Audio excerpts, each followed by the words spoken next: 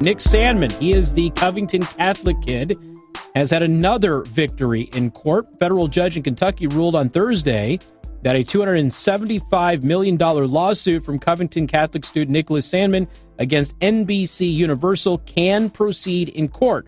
This is the third lawsuit from Sandmann that the judge has allowed to proceed.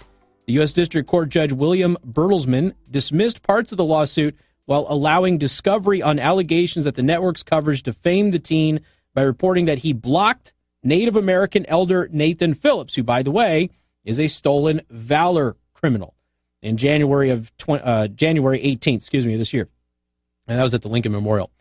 Again, this was all a part of the March for Life. And so you had the Covington kids minding their own business, the Black Hebrew Israelites, which is a black hate group who hates Native Americans. They hate whites. They hate a lot of groups out there. They were taunting the students. The students were not really responding. A couple of them were asking, why are you so hostile about it? Why don't we just have a mature discussion or whatever?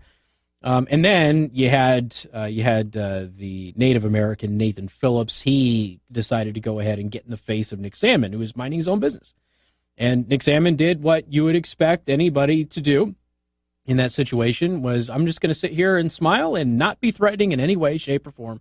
And that's what he did. And that resulted in everybody attacking him on the internet and in their news broadcast. Now, what was so interesting about this, and this is why I covered it so much, it was a big story, obviously, but I woke up Sunday morning.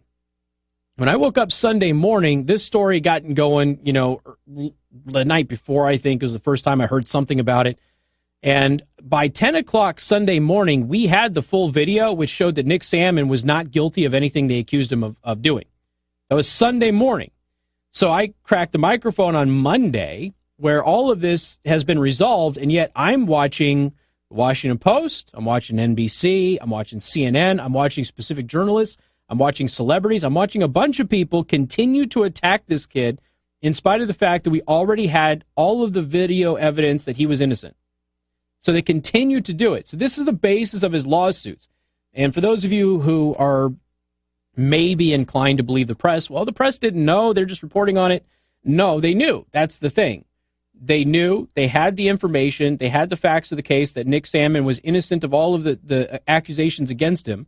They knew that Nathan Phillips was the aggressor, and yet they continued to attack Nick Sandmann, and they continued to promote Nathan Phillips on their programming for weeks after this, where he told his story about how the kids had accosted him, and he's just an old Native American veteran minding his own business.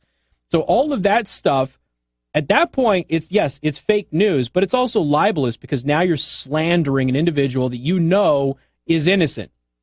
And that's the basis of the lawsuits. They had the evidence that he was innocent. I know that I put it out there on Sunday, early afternoon, maybe late morning, early afternoon. And I know that I wasn't the only one. And it continued to be put out there the rest of the day on Sunday. And on Monday, it was still an issue. And then, of course, for the next couple of weeks, it became an issue as well, as people continue to lie about Nick Sandmann. So as you have these lawsuits going forward, the attorneys and what Sandmann are claiming is they knew that he was innocent, and they continued to lie about him anyway on their news coverage, giving weight and legitimacy to a conspiracy theory that this kid wronged a Native American veteran who was minding his own business when that never happened. Okay?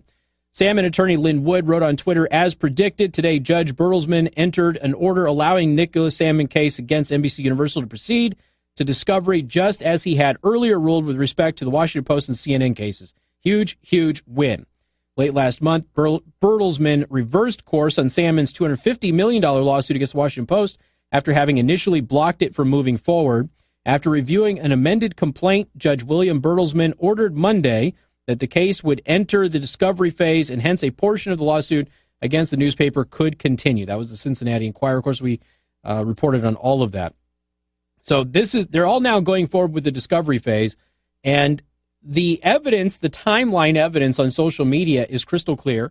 Their broadcasting evidence, even their editorial stuff on their websites, that's all going to be in the timeline. And they attacked Nick Sandmann repeatedly and slandered him multiple times after the evidence was publicly available that he was not guilty of any of the accusations against him. They knew he was innocent. They continued to attack the kid anyway.